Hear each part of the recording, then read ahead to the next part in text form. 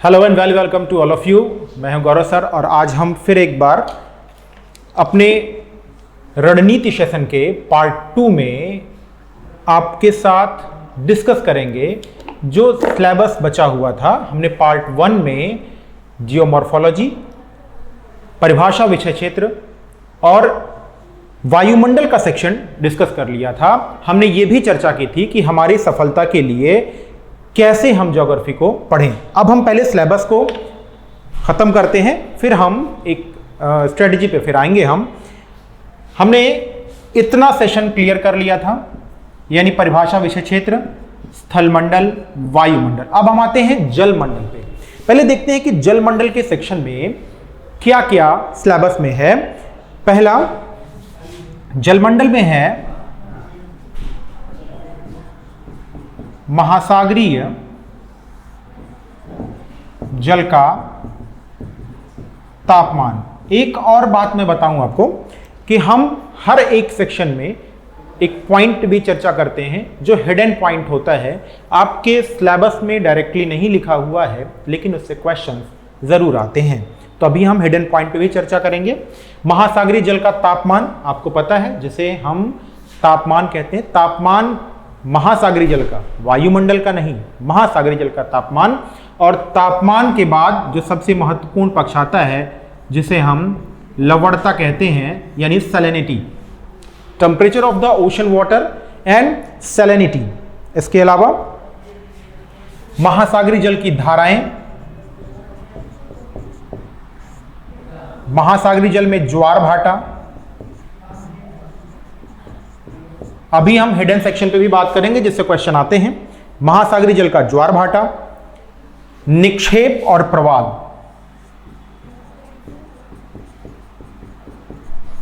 महासागरीय निक्षेप और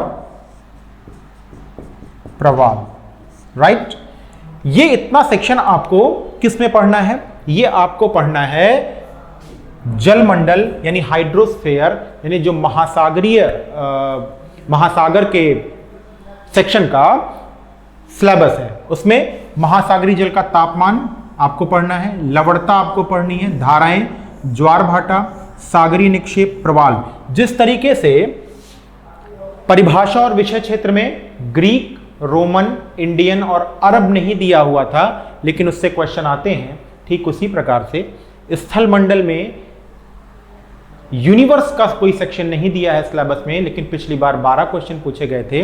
वैसे ही वायुमंडल वाले सेक्शन में भी एक हिडन सेक्शन था जिसकी कल हमने चर्चा की थी। ऐसे ही जलमंडल में जो हिडन सेक्शन है वो क्या है? जो जलमंडल का हिडन सेक्शन है वो हिडन सेक्शन है महासागरीय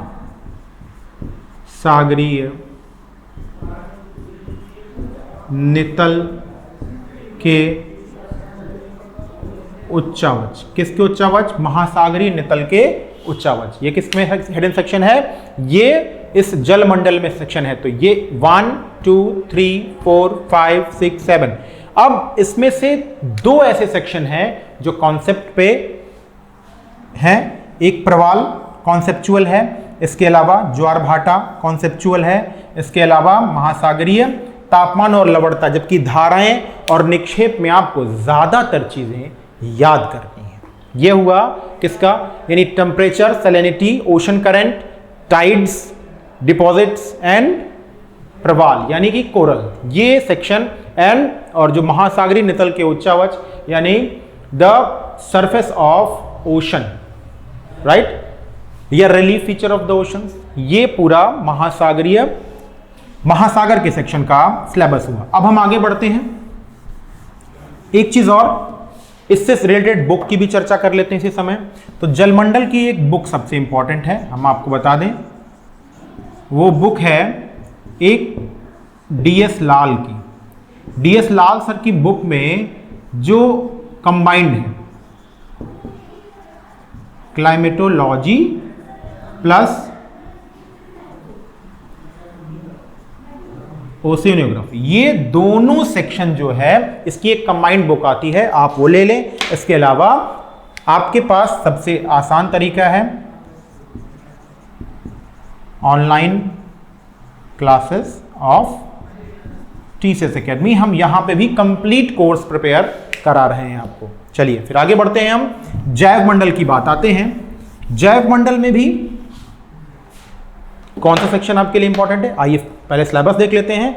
वनस्पतियों के प्रकार एवं विश्व वितरण, बहुत बार ये क्वेश्चन, इससे क्वेश्चन पूछे जाते हैं। वनस्पतियों के प्रकार और विश्व वितरण,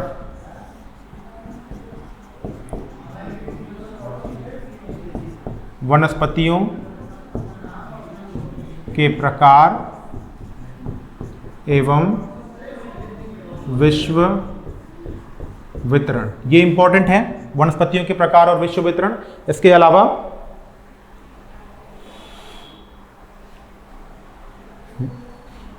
इसमें आपको बायोम, जिसे कहते हैं ना ये वनस्पतियों के प्रकार और विश्व वितरण, जिसका नाम है बायोम, बहुत इंपॉर्टेंट है ये।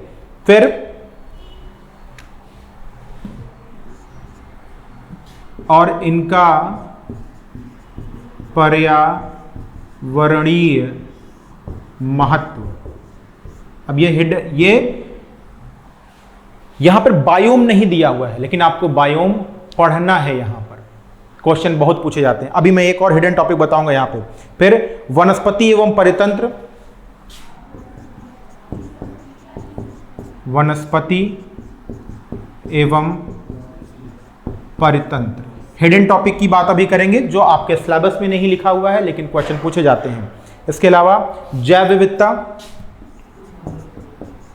जैव विविधता, फिर वन संरक्षण और निर्वनीकरण, वन संरक्षण एवं निर्वनीकरण। अब देखिए इसमें हम हिडन टॉपिक के, पहले टॉपिक्स की बात कर लेते हैं, फिर हिडन टॉपिक पे आते हैं। टॉपिक में है वनस्पतियों के प्रकार एवं विश्व वितरण, इंपॉर्टेंट, आपको यहां पे कोई समस्या नहीं होगी, ठीक है। जिसमें हम बायोम यूजुअली पढ़ेंगे, बायोम की सारी विशेषताएं पढ़ेंगे। उनका पर्यावरणीय महत्व है, हम वो भी समझते हैं क्या है। वनस्पति एवं परितंत्र, अब यहां पे पारिस्थितिकी नहीं है, ठीक, ये नहीं है, आपको पढ़ना है। जैव विविधता, बायोडायवर्सिटी पूरा पढ़ना है।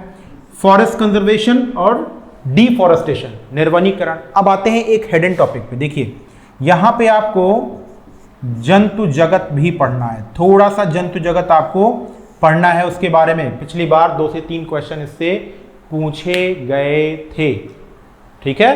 तो जंतुओं के बारे में भी थोड़ा सा आपको पढ़ना है। इसके लिए आप बुक की चर्चा कर लेते हैं। सिलेबस, ये हिडन टॉपिक्स हैं जो मैं ब्लैक से लिख रहा हूं ना, ये क्या है, ये ब्लैक से वाले जो हैं ये हिडन टॉपिक्स हैं, मतलब आपके सिलेबस में नहीं दिए हुए हैं लेकिन इससे क्वेश्चन पूछे जाते हैं। कल के वीडियो में हमने चर्चा की थी लास्ट 2 ईयर्स में आए हुए 2013 और 2016 में जो क्वेश्चंस थे, किस किस सेक्शन से कितने क्वेश्चन आए थे, उसकी भी चर्चा हमने की थी। आप लास्ट के वीडियो में देख के जान सकते हैं। पार्ट 1 में जंतु जगत। बुक की बात कर लें तो यहां पे बुक जो है वो आपके लिए वही ट्रेडिशनल, कोई नई नहीं। आप सविंद्र सिंह की, डॉक्टर सविंद्र सिंह की, या तो आप पर्यावरण ले लें, या जो फिजिकल वाला पार्ट है, फिजिकल ज्योग्राफी, इस वाले सेक्शन को भी आप पूरा ले सकते हैं और कंप्लीटली काम चला सकते हैं। आइए अब बात करते हैं हम मानव भूगोल की।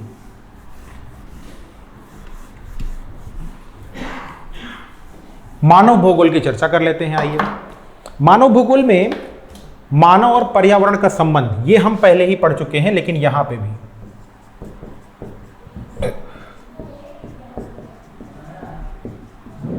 मानव तथा पर्यावरण का संबंध, ठीक है।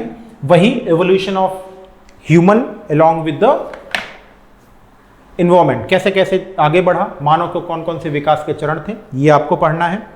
फिर पुरापाषाण, नवपाषाण और मानव पर्यावरण संबंध,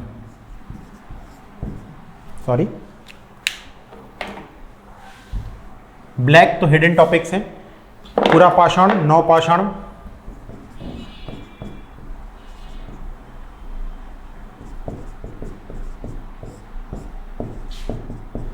नव पाषाण, evolution of human and development, ये बहुत ध्यान रखेंगे, यहां से क्वेश्चन पूछे जाते हैं।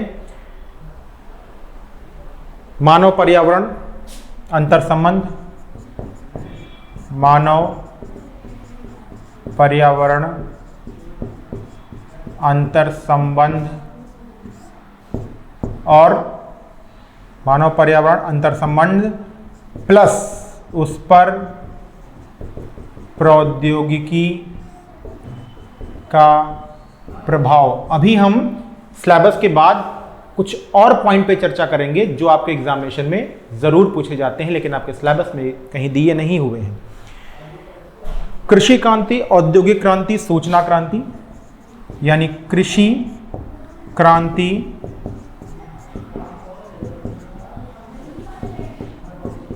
औद्योगिक क्रांति और सूचना क्रांति। कृषि क्रांति, औद्योगिक क्रांति और सूचना क्रांति। इसके अलावा क्या टॉपिक है आप में? जनसंख्या वृद्धि के पर्यावरणीय प्रभाव, अभी इसमें बात करेंगे, ये बहुत इंपॉर्टेंट टॉपिक है। जनसंख्या वृद्धि के पर्यावरणीय प्रभाव। अब देखिए यहां पे जनसंख्या वृद्धि के पर्यावरणीय प्रभाव, इसमें दो सेक्शन है। पहली तो जनसंख्या और जनसंख्या वृद्धि, ये आपको पूरा पढ़ना है, यानी पॉपुलेशन ज्योग्राफी दिया नहीं है, लेकिन आपको पढ़ना है कि पॉपुलेशन कैसे कैसे बढ़ी, विश्व के किस क्षेत्र में पॉपुलेशन ज्यादा है, उसका इंपैक्ट क्या है, रिसोर्स और पॉपुलेशन का सेक्शन क्या है। क्वेश्चन पूछे जाते हैं कथन और कारण से, ह्यूमन ज्योग्राफी से क्वेश्चन सबसे ज्यादा पूछे जाते हैं। फिर विकसित विकासशील देश जनांकिकीय मॉडल, देखिए आ गया जनांकिकीय मॉडल। कौन सा? विकसित विकासशील देश, विकसित और विकासशील देश। यहां पे आपको विकसित और विकासशील देशों में जनसंख्या की क्या स्थिति है, नॉट इवन नंबर्स, यानी सिर्फ नंबर्स की बात नहीं करेगा, ये जनसंख्या का वहां जनांकिकीय मॉडल क्या है, मतलब वृद्धों, बालकों, महिलाओं, इनकी क्या स्थिति है, कितना परसेंटेज है, ये सारी चीज विकसित और विकासशील देशों में उसका इंपैक्ट क्या है, वो सब आपको यहां पर पढ़ना है। यानी अब हिडन टॉपिक्स की हम बात कर लेते हैं। देखिए हिडन टॉपिक में यहां पे वर्ल्ड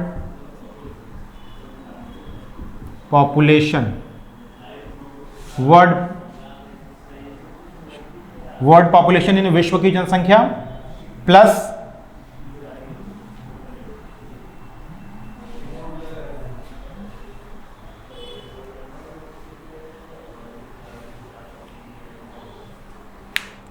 ठीक है, वर्ल्ड पॉपुलेशन आपको यहां पे पढ़ना है। इसके अलावा आपको यहीं पे इंडिया की पॉपुलेशन यानी अर्बनाइजेशन, पॉपुलेशन में क्या क्या है, अर्बनाइजेशन भी है, ये बात आप ध्यान रखेंगे कि यहां पर अर्बनाइजेशन का भी सीन है, क्वेश्चन पूछे जाते हैं अर्बनाइजेशन से भी। ठीक है, आइए अब हम नेक्स्ट सिलेबस पे आते हैं और वो सिलेबस है ह्यूमन ज्योग्राफी की हम बात कर रहे थे। अब इसमें हम हिडन सेक्शंस की बात कर रहे थे, वर्ल्ड पॉपुलेशन ये हिडन सेक्शन था, आप इसको जरूर पढ़ के जाएं। इसके अलावा कुछ कॉन्सेप्ट हैं थिंकर्स के, कुछ प्रिंसिपल्स हैं, तो सिद्धांत और थिंकर्स को कुछ, इसके अलावा आप अधिवास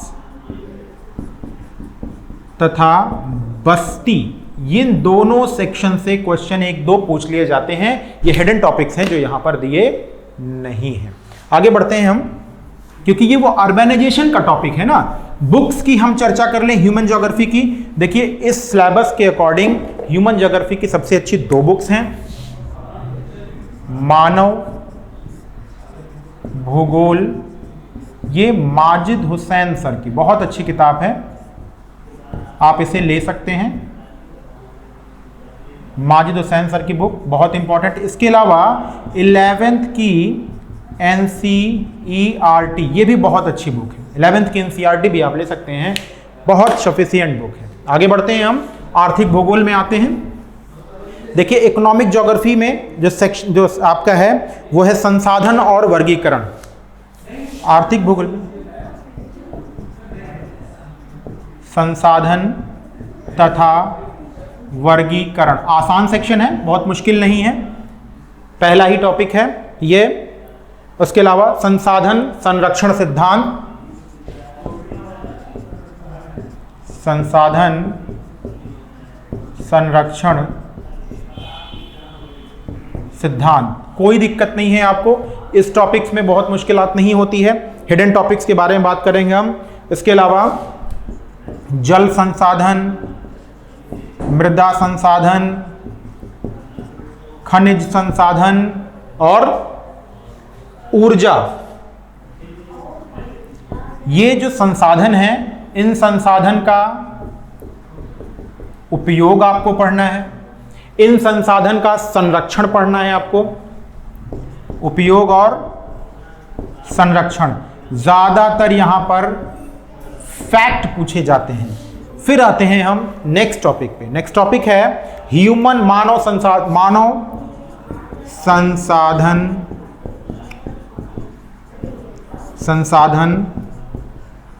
संरक्षण, बहुत इंपॉर्टेंट, ये करंट का टॉपिक है, क्वेश्चन जरूर पूछे जाएंगे। कथन कारण में पूछ लेगा तो आपको प्रॉब्लम हो सकती है, पिछली बार पूछा था इससे क्वेश्चन।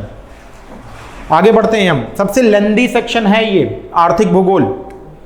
इसके अलावा कुछ फसलें भी हैं जो आपको पढ़ना है। पहला तो कृषि प्रकार भूमि उपयोग, कृषि प्रकार भूमि उपयोग, ये आपको पढ़ना है। अब इस कृषि में कुछ फसलें भी हैं, कौन कौन सी फसलें हैं? गेहूं, चावल, कपास, गन्ना, चाय। नोट कर लीजिए, पहले ये जरूर पढ़िएगा, गेहूं, चावल, कपास, गन्ना, चाय, क्योंकि जो सिलेबस आपका दिया रहता है उससे क्वेश्चन पहले पूछे जाने की प्रोबेबिलिटी होती है, तो एटलीस्ट वो पॉइंट तो आपको तैयार होना चाहिए। उसके बाद कहवा और चाय, रबर, इतना पॉइंट, इतनी फसल आपको तैयार जरूर करना है, तब दूसरे टॉपिक पे आना है। इसके अलावा यहीं पर उद्योगों का स्थानीयकरण, उद्योगों का स्थानीयकरण के सिद्धांत जो हैं वो जरूर पढ़ना है यहां पे। फिर औद्योगिक अवस्थित सिद्धांत, चाहे न्यूनतम लागत सिद्धांत हो, बाजार सिद्धांत हो, तो औद्योगिकरण का स्थानीयकरण और सिद्धांत, जितने भी सिद्धांत आएंगे, लास, वेबर, ठीक है, ये जरूर पढ़ना है, सबसे इंपॉर्टेंट, जरूर क्वेश्चन पूछे जाएंगे। फिर विश्व के औद्योगिक प्रदेश, विश्व के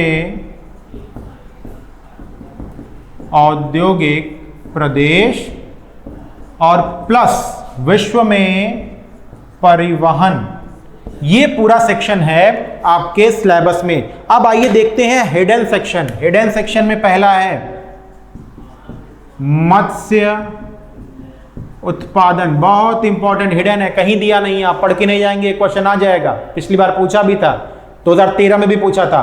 तो फिशरीज यहां पर हिडन है, दिया नहीं है लेकिन पढ़ेंगे जरूर। इसके अलावा यहां पे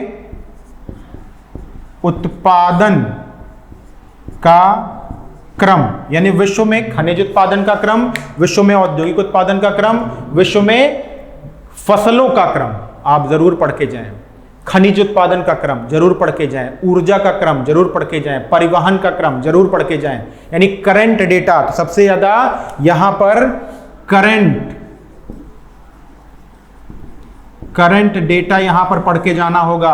अब इसमें आइए हम बुक की चर्चा करें। तो बुक सबसे इंपॉर्टेंट कौन सी है? देखिए, इसके लिए आपको एक बुक सबसे अच्छी है डॉक्टर जगदीश सिंह की, जरूर लीजिए। जगदीश सिंह, देखिए मैं आपको वही किताबें बता रहा हूं जिन किताबों की आपको जरूरत वहां भी पड़े जब आप बोर्ड के उत्तर कुंजी में अगर कुछ गलत है तो आप क्वेरी लगा सके। ये सब किताबें बोर्ड द्वारा रिकमेंडेड है, जिसकी क्वेरीज वो मानता है, यानी यूपीपीएससी भी मानता है उसकी क्वेरीज। ठीक है, हायर एजुकेशन में इसी बुक्स की क्वेरीज मानता है। इसके अलावा आप 10th की एनसीईआरटी भी पढ़ सकते हैं, बेसिक बुक है, बहुत अच्छा समझाया हुआ है। हिडन टॉपिक भी मैंने ब्लैक से लिख रखे हैं।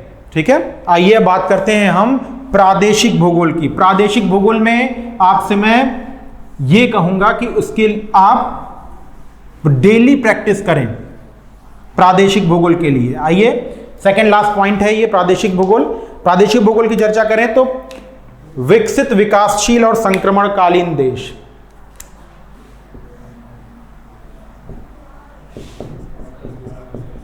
विकसित, विकासशील और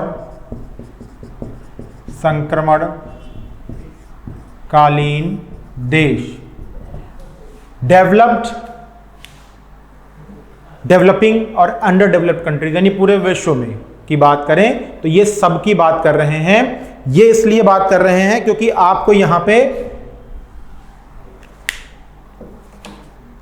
क्या पढ़ना है, पहले सिलेबस एक बार और पूरा लिख लेते हैं तभी आपको बताते हैं। इनकी अवधारणा और विशेषताएं, इनकी अवधारणा तथा विशेषताएं। किसकी अवधारणा और विशेषताएं? कि विकसित देशों की क्या अवधारणा है, विकासशील देशों कौन कौन से देश हैं, कौन कौन से नहीं है। ह्यूमन डेवलपमेंट भी इसमें पूछ लगता है, HDI इंडेक्स भी पूछ लेता है यहां पर, तो आपको ये भी तैयार रखना है। इसके अलावा अब देखिए कुछ ऐसे एरियाज हैं जिनको पढ़ना है, जैसे आंग्ल अमेरिका। ठीक, आंग्ल अमेरिका का मतलब क्या है? आपको अमेरिका पढ़ना है, यानी क्लियरली कहें तो उत्तरी अमेरिका, मध्य अमेरिका पढ़ना ये भी है, और दक्षिणी अमेरिका। ये तीनों पूरा मैप के साथ, अलॉन्ग विथ मैप्स, एक एक खाई, एक खाड़ी पढ़ना है आपको, पर्वत श्रृंखलाएं पढ़नी है, रेगिस्तान है तो पढ़ना है, स्ट्रेट्स पढ़ने हैं, डीप्स पढ़ने हैं, ये जरूर पढ़ के जाना है। इसके अलावा रूस, चीन, जापान भी इनके सिलेबस में है। जो जो सिलेबस में है वो आप जरूर, रूस, चीन, जापान, क्रम पूछ लेगा जापान के द्वीपों का, चीन की नदियां किस सागर में गिरती हैं, कहां पे गिरती हैं, पूर्वी भाग है कि पश्चिमी भाग है, पर्वत श्रेणियां क्या है, पर्वत श्रृंखलाएं कहां पे हैं। ठीक, अब इसमें क्या नहीं दिया हुआ है हिडन टॉपिक्स के रूप में? देखिए, हिडन टॉपिक्स में ब्लैक से लिख रहा हूं, फटाक से समझ जाइए। हिडन टॉपिक्स में है कि आपको मैप का यूज करना है, और मैप के यूज से पूरा विश्व का भौतिक स्वरूपों का अध्ययन, इसके अलावा राजधानियां भी पढ़ना है। जैसे आपको पूछ लेगा मिडिल ईस्ट के देश, सेंट्रल एशिया के देश, अफगानिस्तान, उज्बेकिस्तान, तुर्कमेनिस्तान, कजाकिस्तान, राजधानियां सम्मिलित करके बताइए। या फिर अफ्रीका के देश आ गए, राजधानियां सम्मिलित करके बताइए। इसके अलावा स्थल रुद्ध देश, इसके अलावा तटीय देश, इसके अतिरिक्त भूमध्य रेखा पर स्थित देश, कर्क रेखा पर स्थित देश, मकर रेखा पर स्थित देश, 0 डिग्री मेरिडियन पर स्थित देश, ये सब प्रॉपर पूछा जाता है। आपको यहाँ ये भी पूछा जाएगा कि कौन सी जलडमरू मध्य, कौन सा स्थलखंड किससे जुड़ा हुआ है, किससे नहीं जुड़ा हुआ है, सीमाएं, ये सब कुछ यहाँ पर पूछा जाता है। इसलिए मैप के सेक्शन को मैंने लिख दिया है हिडन टॉपिक्स। अब आइए बात करते हैं इस पूरे सेक्शन के लिए आपको किसकी जरूरत पड़ेगी? कोई नई बुक मत पढ़िएगा, केवल एक मैप जिसे हम एटलस कहते हैं, लगातार उसको देखिए। अगर कोई बुक पढ़ना चाहते हैं तो माजिद हुसैन सर की बुक है विश्व का भूगोल, आप उसे ले सकते हैं और उसका अध्ययन कर सकते हैं। आइए अब चलते हैं आपके लास्ट टॉपिक यानी भारत के भूगोल में। भारत का भूगोल सबसे लेंथी सेक्शन है। पूरे सेक्शन की चर्चा न करते हुए भारत का भूगोल में आपको पहले हम बुक पे आते हैं, सबसे इंपॉर्टेंट बुक, क्योंकि यहाँ पे आपको कुछ छोड़ना नहीं है। भारत के भूगोल से आपको कल के वीडियो मैंने बताया था 34 से 35 क्वेश्चन जाते हैं, तो कोई भी आपको सेक्शन भारत के भूगोल में तो नहीं छोड़ना है, सारी बातों को पढ़ना है। अब देखिए यहाँ बुक्स में कौन है।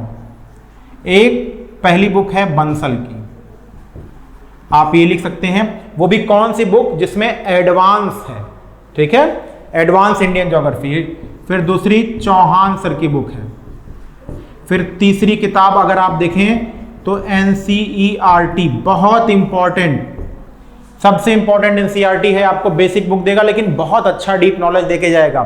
फिर चौथा आपको क्या करना है? इंडिया का मैप स्टडी, रोज करना है आपको इंडिया की मैप स्टडी फिजिकल ज्योग्राफी से, यानी भौतिक भूगोल, भारत का सामान्य परिचय, भारत का भौतिक स्वरूप और भारत की भू आकृतिक संरचना यानी geological structure of India, physical structure of India and the geological introduction of India, इस सेक्शन से। और उसमें अपवाह तंत्र यानी ड्रेनेज पैटर्न, इससे आधे क्वेश्चन आ जाते हैं।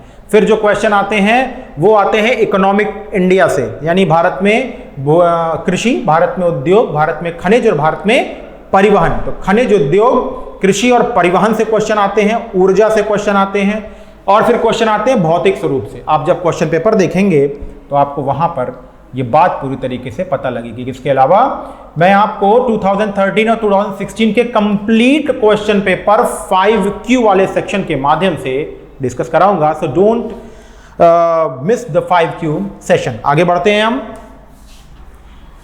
ये बुक्स हो गई, इसके अलावा आपको किसी भी बुक को पढ़ने की जरूरत नहीं है। जो पहला वीडियो हमारा था रणनीति पार्ट 1 में, उसमें मैंने चर्चा की थी कि हमें तैयारी कैसे करनी है। अब कुछ इंपॉर्टेंट, ये बुक नोट कर लीजिए, कुछ इंपॉर्टेंट स्ट्रेटजी में 1, 2, 3 की चर्चा बहुत इंपॉर्टेंट। पहला,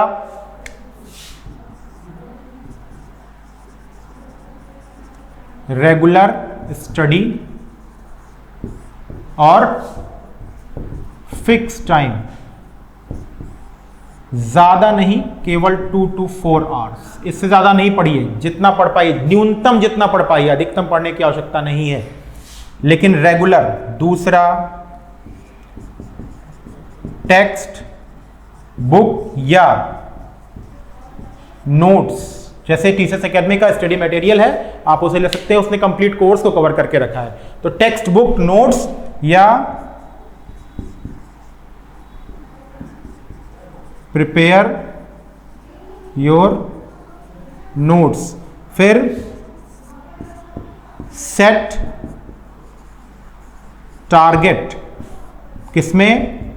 टाइम का टारगेट सेट कीजिए कि हमको 10 दिन में ये सेशन खत्म करना है, 20 दिन में ये खत्म करना है, 30 दिन में ये खत्म करना है, तभी आप क्लियर कट ये काम कर पाएंगे। फिर चौथा है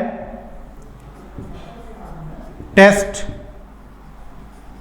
practice, according to the examination test practice करना, कम से कम 20 टेस्ट आप लगाइए एग्जामिनेशन के पहले।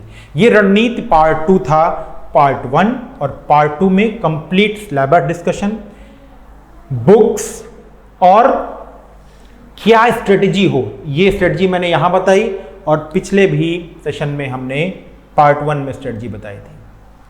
5Q मिस ना कीजिए। अगर आपको टीसीएस एकेडमी के ऑनलाइन पोर्टल से जुड़ना है तो आप एडमिशन लीजिए, अपनी पढ़ाई शुरू कीजिए और इस स्वर्णिम अवसर पे अपनी एक सीट पक्की कीजिए। Goodbye and good luck.